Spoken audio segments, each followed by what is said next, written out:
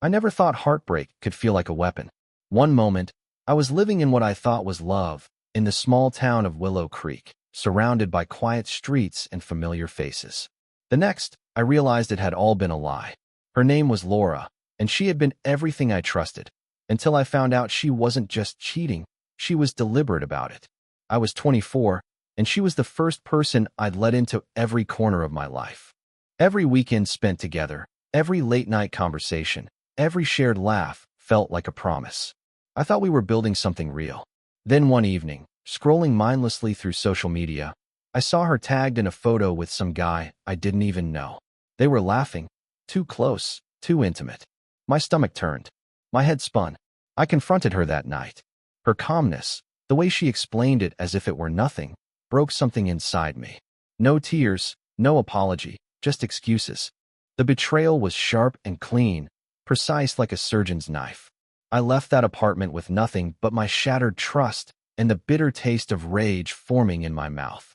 I spent days walking the streets of Willow Creek, trying to make sense of it all. Everyone seemed ordinary, unremarkable, and yet I felt completely untethered. I needed distance, perspective, a place where the chaos in my mind could settle. But most of all, I needed control. Control over the anger, control over the humiliation, control over myself. It was during one of those aimless walks that I first noticed Sophia. She owned the little cafe on the corner of Maple and 3rd, the one with the faded neon sign that flickered intermittently. She was serving coffee to a group of regulars, but when our eyes met for the first time, something snapped. She wasn't just beautiful. She carried herself with this quiet authority, a kind of calm confidence that made her presence impossible to ignore. I felt an unexplainable pull, like she could see everything I was feeling without me saying a word. The following days, I found reasons to go there, pretending to need a cup of coffee while actually hoping to catch a glimpse of her. Every time I did, the knot in my chest loosened slightly, replaced by a subtle spark I hadn't felt in months.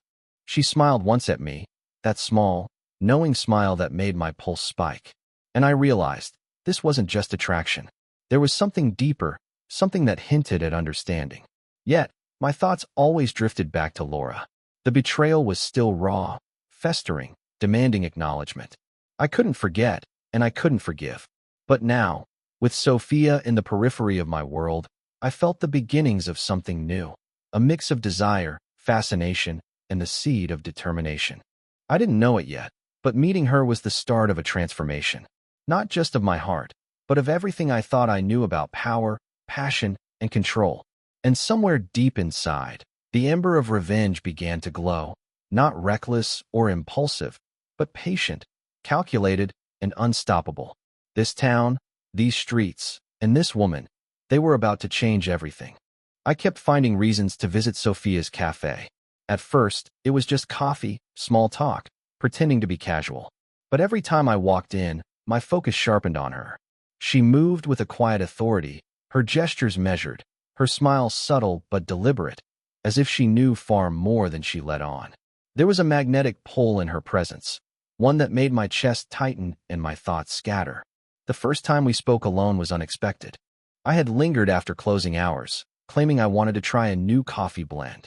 She looked at me, her sharp, dark eyes scanning my face as if reading my thoughts. "You're here a lot," she said, leaning against the counter, arms crossed lightly. "Do you actually like the coffee, or is there another reason?" I laughed nervously, feeling exposed under her gaze. "Maybe a little of both," I admitted. Her lips curved into a faint smile, and something in that expression felt like a private acknowledgement of something unspoken. "You seem tense," she said softly, stepping closer. "Like there's a storm inside you, waiting to explode." I blinked. She could see it. Of course, she could. It wasn't just the betrayal by Laura, it was everything. Anger, heartbreak, humiliation, the desperate need to reclaim control. "Yeah," I said quietly. "You could say that." Her smile widened slightly, enigmatic, teasing. "I have a feeling you're not someone who sits quietly for long. That storm will do something eventually. The question is, will it destroy you, or will it make you stronger?"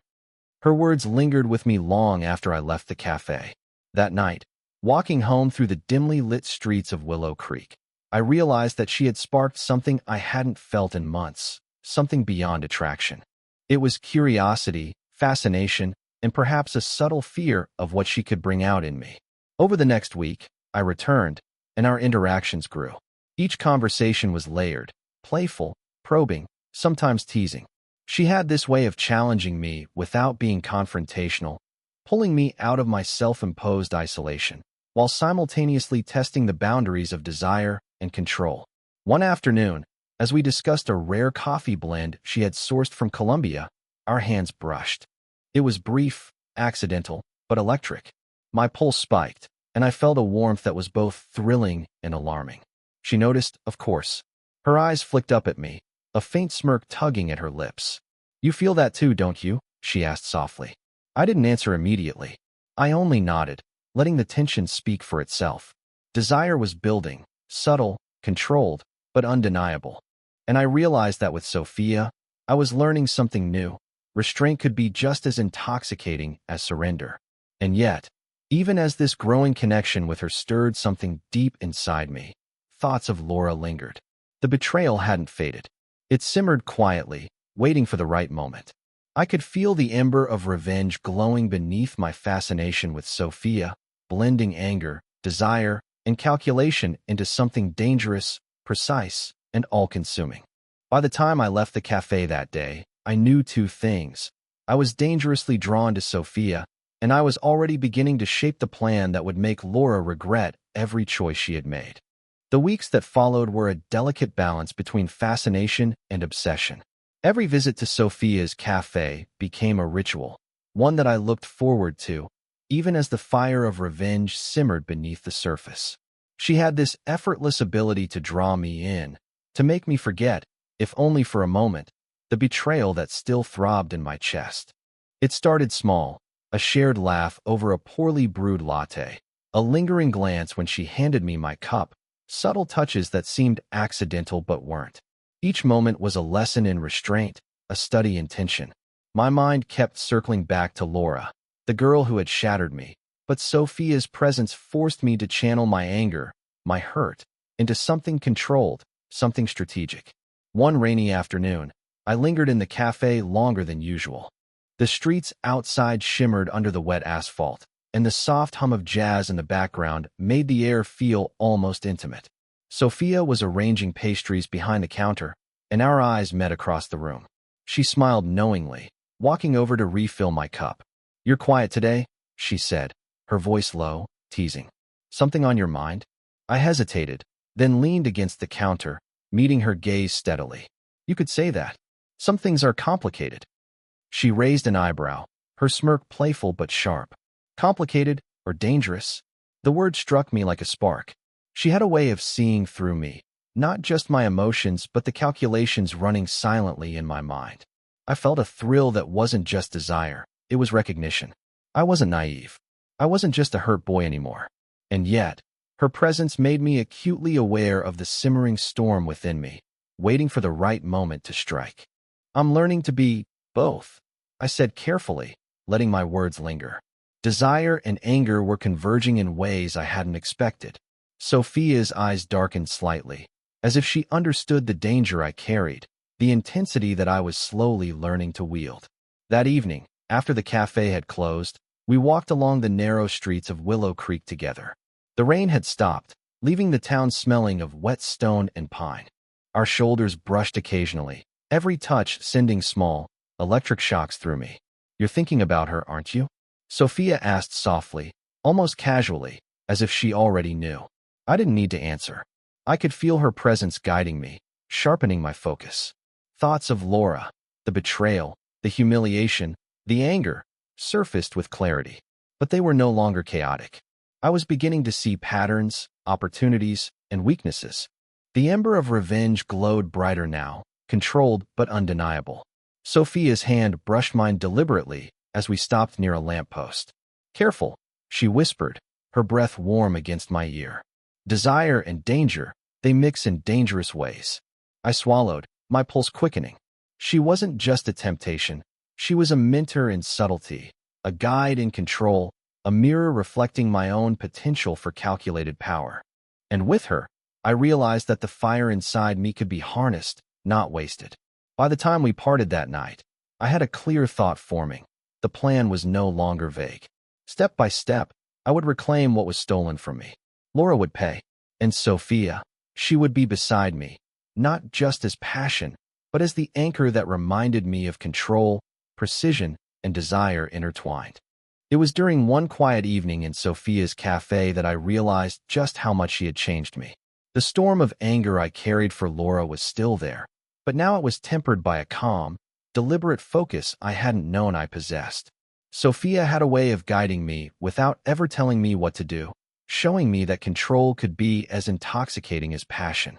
I lingered after closing that night, claiming to want to help clean up, but really I wanted more time with her. The cafe smelled of rich coffee and vanilla, the warm light soft against the wooden counters. Sophia watched me with that calm, knowing look that made it impossible to think straight. "You've been distant," she said, her voice soft but probing. "I can see the fire in you, but it's restrained. You're holding something back." I hesitated, then decided to let her see a sliver of the truth. "It's her," I admitted quietly. "Laura. She betrayed me." Sophia nodded, her expression unreadable. "I know betrayal," she said simply. "It can destroy you, or it can make you precise, calculating. The choice is yours." Her words struck a chord. She wasn't just comforting me. She was teaching me. Teaching me that I didn't have to lose control to reclaim power. That I could feel desire, feel passion, but still act strategically. I realized that she wasn't just a woman I was attracted to. She was a mentor in subtlety, a guide in patience, and a mirror for my potential. Over the next few days, our interactions grew more charged. Every touch became intentional, every glance a study in tension. Sophia was subtle, never forceful, but I could feel the electricity building between us.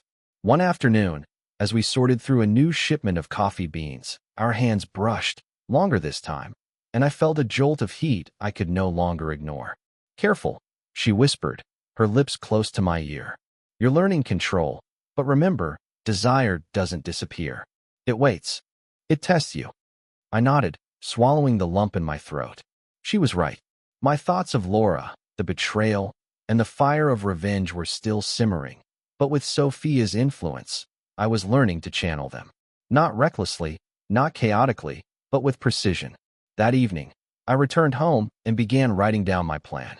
Every detail mattered: Laura's routines, her predictable habits, her weaknesses. The anger and betrayal were no longer chaotic impulses. They were tools. Every observation I had made during my walks through town, every snippet of information I had gathered about her life, became a piece of the puzzle. And yet, Sophia's presence lingered in my mind with every calculation. The warmth of her hand, the intensity in her gaze, the teasing tension in her voice. They reminded me that passion could coexist with strategy. Desire could fuel control rather than undermine it. By the time I finished, my plan was no longer vague. It was methodical, precise, and deliberate. The first steps of revenge were mapped, each move carefully considered. I could feel the ember of satisfaction glowing inside me, steady and potent, ready to ignite at the perfect moment. Sophia had taught me more than restraint. She had taught me that power could be sexy, control could be intoxicating, and desire could sharpen the mind instead of clouding it. And as I drifted off to sleep that night, I knew two things with certainty. The game had begun, and Laura would soon understand the consequences of betrayal. The first moves had to be subtle. Reckless action would ruin everything. I had spent weeks observing, listening, noting patterns in Laura's life. Even her smallest routines became tools, predictable, exploitable, a map to her vulnerability. And as I reviewed my plan, I felt the fire of revenge intertwining with the heat I felt for Sophia. Desire sharpened focus, passion refined strategy. That night, I met Sophia at her apartment, the room dimly lit by a single lamp and the soft hum of a jazz playlist she always left on. She noticed the intensity in my eyes immediately.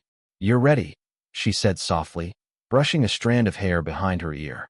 Her presence always unsettled me in the best way, arousing, grounding, and challenging all at once. "I am," I replied. "Tonight, it begins." Her hand brushed mine, fingers lingering, and I felt a surge of heat. Desire had become a constant undertone to my calculations, a reminder that life was lived in both strategy and sensation. "Careful," she whispered.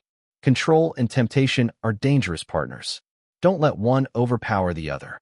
I nodded. I wouldn't. I had learned restraint, and now I was ready to act. The first move was psychological, a casual conversation with someone I knew Laura trusted. A planted doubt, a subtle suggestion, nothing overt. I stayed in the shadows, letting my actions ripple through her life. The thrill of control was intoxicating. Unlike my past impulsive anger, this was deliberate, cold, and precise. I wasn't just hurting her. I was making her feel consequences, making her realize the weight of her betrayal. Afterward, I walked with Sophia through the quiet streets. The night air was cool, and the town seemed to hold its breath. Every step alongside her was electric. Her hand brushed mine, more deliberate now, sending a thrill through me. She was a constant reminder that desire and strategy could coexist. "You're changing," she murmured, her eyes locked on mine. "You're sharper, calmer, more deliberate, and you're not afraid to act." I let the words settle. "I've had to," I admitted. "Betrayal has a way of teaching lessons." She leaned closer, just enough for me to feel her warmth. "Lessons can be pleasurable," she whispered, her breath brushing my cheek, "if you know how to use them." The metaphor wasn't lost on me. Her presence had become entwined with every step of my revenge. Desire, intimacy, and focus all blended into a single current, driving me forward. Every touch reminded me of patience. Every glance reminded me of precision. Every whispered word reminded me of what was at stake. Later that night, after I returned home, I documented the results of the first move. The subtle panic, the questioning, the unease in Laura's routine. It was all unfolding perfectly. I allowed myself a moment of satisfaction before mapping the next step. And through it all, Sophia lingered in my thoughts. Not just as temptation, but as a guide, a mirror, a partner in understanding the delicate balance between desire and control. By the time I drifted to sleep, the plan was no longer just theory. It was in motion, and the fire, both of revenge and of passion, was burning hotter than ever. The tension between strategy and desire had become my constant companion. Every step I took against Laura was calculated, every interaction observed, every reaction noted. But alongside it, my connection with Sophia deepened, layering my plans with a quiet fire that I could neither ignore nor suppress. One evening, she invited me over under the pretense of reviewing some new coffee blends she had sourced. Her apartment smelled faintly of jasmine and old wood, the lighting soft, intimate. I immediately noticed the subtle changes in her demeanor, a small curve of the lips, the deliberate sway of her hair, the way her gaze lingered just a second longer than necessary. "You've been busy," she observed, handing me a cup of coffee. "And intense. That's good, by the way, but don't let it consume you completely." "I know," I admitted, swirling the dark liquid in my hands. "I have to control it, or it controls me." Her hand brushed mine across the table. The touch was brief but loaded, sending warmth and electricity through me. She had this uncanny ability to ignite desire while teaching patience, guiding me without pushing, drawing out restraint and intensity simultaneously. We talked for hours, sometimes laughing softly, sometimes sitting in comfortable silence, the kind of silence that spoke more than words ever could. Every so often, her fingers would graze mine deliberately, a teasing reminder that while my mind was on revenge, my body had its own urges. I tried to focus, to remind myself of the stakes. But each touch, each look, each subtle motion reinforced the duality I had been living, strategic focus entwined with burning desire. Meanwhile, the first subtle moves against Laura were beginning to bear fruit. Small shifts in her behavior, fleeting uncertainty, hesitation in her decisions, each ripple a testament to the precision of my approach. I watched from a distance, careful not to overplay my hand, letting her unravel quietly, methodically. The satisfaction was intoxicating. Yet Sophia's influence was more than a distraction, it was a catalyst.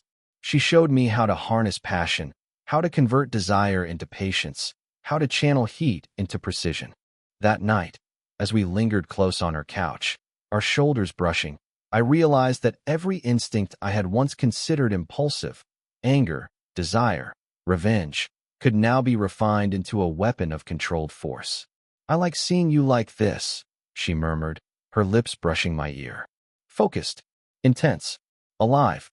Her words were both praise and challenge, igniting the simmering fire within me. I leaned closer, letting the tension build, feeling her warmth, the weight of her hand on mine, the subtle pressures that teased control and tested restraint. Desire was no longer a fleeting impulse. It was a sharpened tool, driving my thoughts, my movements, and my calculated steps against Laura. By the time I left that night, I felt a strange exhilaration. The storm I had been building, revenge, desire, power, control, was reaching a crescendo. Laura was beginning to feel the consequences, and Sophia was guiding me through the most intoxicating lessons of strategy and passion I had ever known. The game had intensified, and so had the fire between us. Both would demand everything I had, and I was ready. The first direct move was subtle, but deliberate. I wasn't acting out of blind rage anymore. Every step was calculated, every interaction a chess move. Laura was unaware, going about her life as if nothing had changed, while I quietly reshaped her reality. It started with messages from people she trusted.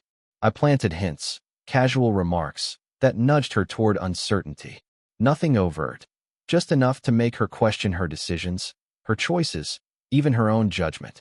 Watching her doubt unfold was more satisfying than I could have imagined. The fire of revenge burned steadily, controlled, and precise. Sophia's influence was unmistakable. That night, she met me at her apartment, the warm glow of lamps casting soft shadows across the room. The scent of her perfume lingered in the air, intoxicating. Her eyes met mine, immediately reading the tension, the anticipation. "You've begun," she said softly, stepping closer. "I can feel it." I nodded, letting the satisfaction in my chest swell. "Yes, subtle, controlled. She won't see it coming until it's too late." Her hand brushed against mine. "Good. Precision, not chaos. Remember that." The physical tension between us mirrored the psychological one I was imposing on Laura. Every brush of her fingers, every glance held a current of electricity. Desire and strategy were intertwined, and Sophia seemed to understand instinctively how to balance both. Her lips curved into a small, teasing smile as she leaned closer, whispering, "You're dangerous when focused like this." "I like it." We spent hours discussing nuances, small cues, human behavior, how subtle manipulation could force a person to second-guess everything. Her guidance wasn't just theoretical. It was a lesson in blending passion with calculation. She was teaching me that control was power, and that desire could sharpen focus rather than weaken it. Later, walking home through the damp streets of Willow Creek, I felt the duality of my existence, the simmering anger at Laura and the burning desire for Sophia. Both were intensifying, intertwined in a way that made me feel sharper, more alive. Every heartbeat reminded me that this was a game of patience, one that demanded strategy as much as fire. The next morning, I observed Laura discreetly. Her routines hadn't changed, but I knew the first seeds of doubt had taken root. She moved more cautiously, glanced over her shoulder more often, and hesitated in her decisions. It was thrilling, seeing the precision of my plan unfold without a single reckless step. By evening, Sophia and I met again. This time, the tension between us became almost unbearable. Her hand found mine deliberately, fingers entwined, warmth radiating through me. The quiet of her apartment amplified the electricity, every small touch magnified. Our lips brushed once, teasingly, igniting sparks that were almost overwhelming. "You're mastering more than strategy," she whispered, her breath warm against my cheek. "You're mastering yourself and me." I swallowed hard, realizing she was right. The storm of revenge and desire had become inseparable. One fueled the other, creating a potent, intoxicating mix. Laura's unraveling was underway, and Sophia's presence reminded me that I was not just reacting. I was in control, precise, and unstoppable. That night, as I finally returned home, I felt the sharp thrill of anticipation. The first strike was only the beginning, and both the fire of revenge and the heat of desire were burning hotter than ever. Laura was beginning to feel the weight of my actions. The subtle doubts I had planted were no longer whispers. They were questions that gnawed at her confidence, unsettling her with every passing day. Each small hesitation, each misstep she made, fed the slow, deliberate fire of revenge I had been stoking. Watching from a distance, I felt the intoxicating satisfaction of control, knowing that every move was mine to orchestrate. Sophia noticed it too.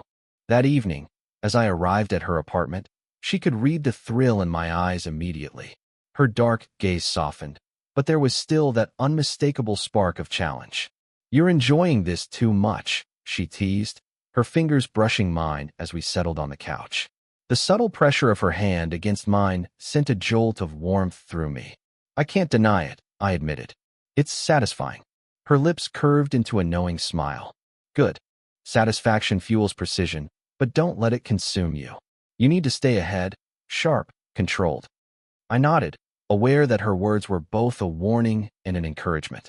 Desire and strategy were entwined, and Sophia was the perfect reminder that restraint could amplify power, that passion could sharpen focus. We spent hours together that night, talking in hushed tones about patterns, human behavior, and subtle manipulations that could force a person to question everything they thought they knew. Her guidance was indirect yet powerful, teaching me that every touch, every glance, every whisper could be part of the game. But desire between us was no longer subtle. Our hands intertwined naturally, lingering, exploring, and teasing. Every brush of skin against skin intensified the fire inside me. I realized that our connection wasn't just emotional or strategic. It was physical, deep, and insatiable. Each glance held a promise, each touch an unspoken understanding of the dangerous line we were walking together. The next morning, I observed Laura more closely. Her uncertainty was now visible. She second-guessed decisions, hesitated at moments that once seemed routine, and the confidence she had taken for granted wavered. Each subtle misstep was a victory in itself. My plan was unfolding exactly as intended. By the evening, Sophia and I met again. This time, the tension exploded into a near-intimate collision. Her lips brushed mine, just briefly, teasing and testing my restraint. Our hands moved over one another with a careful deliberation, a combination of temptation and control. Desire burned between us, almost unbearable, yet carefully contained, like a coiled spring ready to release. "You're learning," she whispered, her voice low and velvety. "About control, about patience, about power, and about pleasure." I shivered under her gaze, feeling both the heat of attraction and the cool clarity of strategy. With Sophia, passion and calculation coexisted perfectly, each feeding the other, heightening everything I was capable of. Laura's unraveling was becoming undeniable. Each ripple of uncertainty, each faltering moment, reinforced that I was in command, that the revenge I had envisioned was real. And as I walked back home through the quiet streets of Willow Creek that night, I felt an intoxicating mix of triumph, desire, and anticipation. The endgame was approaching. The fire of revenge and the heat of desire were reaching their peak, and I knew that nothing would feel as satisfying as the moment everything finally converged. The tension had reached a fever pitch. Laura's behavior had become erratic. Hesitation and doubt shadowed her every decision. The carefully planted seeds of uncertainty were blossoming into a full-blown unraveling. Each time I observed her, a thrill ran through me, a combination of satisfaction, power, and the simmering fire of revenge finally approaching its peak. Sophia and I met that evening at her apartment. The air between us was electric, charged with anticipation and desire.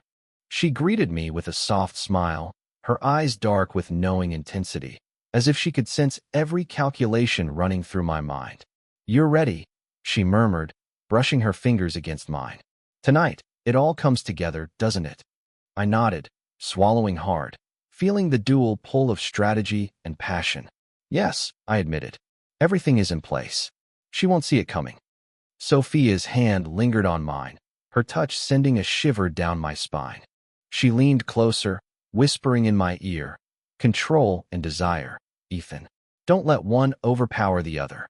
But don't deny yourself the pleasure either." Her words ignited a new fire inside me. Desire wasn't just a distraction anymore. It was a tool, sharpening every thought, every move, every subtle interaction. I realized that the combination of calculated revenge and the raw intensity of our attraction had made me more focused, more aware, more dangerous. We spent the next hour discussing final adjustments to the plan, reviewing details, predicting her reactions. Every nuance mattered. Even the smallest oversight could compromise the careful web I had woven. Sophia's insight was invaluable. Her experience, her calmness, her ability to perceive subtle human behaviors added layers to my strategy one hadn't considered. And yet, the physical tension between us continued to build. A hand brushing mine became intentional. A fleeting touch lingered just a second too long. Every look, every subtle motion, carried unspoken meaning, a mix of anticipation and warning. Desire and strategy were inseparable now, each amplifying the other, driving me to act with precision while burning with need. By the time I left her apartment, the night was dark and quiet, the streets slick with recent rain. I moved carefully, deliberately, knowing that each step brought the plan closer to execution. Laura's vulnerability was real, her uncertainty palpable. Every action I had taken, every small nudge, had positioned her perfectly for the final moves. Walking home, I felt a strange exhilaration. The fire of revenge was no longer just an ember. It was a steady, intense flame, ready to consume every fragment of betrayal she had left me with. And Sophia's influence lingered, a guiding force of calm intensity, desire, and clarity. The climax was imminent. Every step, every glance, every calculation had led to this point.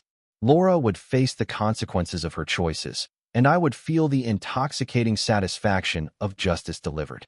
And alongside it, Sophia and I would embrace the intensity of desire we had been cultivating, testing boundaries, sharpening our connection, and exploring the full power of control intertwined with passion. The final act was near. Every heartbeat thrummed with anticipation, revenge, passion, and desire poised to collide in ways that neither of us would forget. The night had arrived. Laura's hesitation, doubt, and subtle unraveling had led to this moment. I watched from a distance as the consequences of my careful planning rippled through her life. Each step she took was shadowed by uncertainty, every interaction tinged with paranoia. The controlled fire of revenge I had nurtured burned steadily, and now it was ready to consume. Sophia met me at the cafe before everything unfolded. The warm glow of the interior, the faint scent of coffee and vanilla, and the soft lighting created an intimacy that heightened the tension between us. She didn't need words. Her eyes, her small smile, the deliberate touch of her fingers against mine spoke volumes.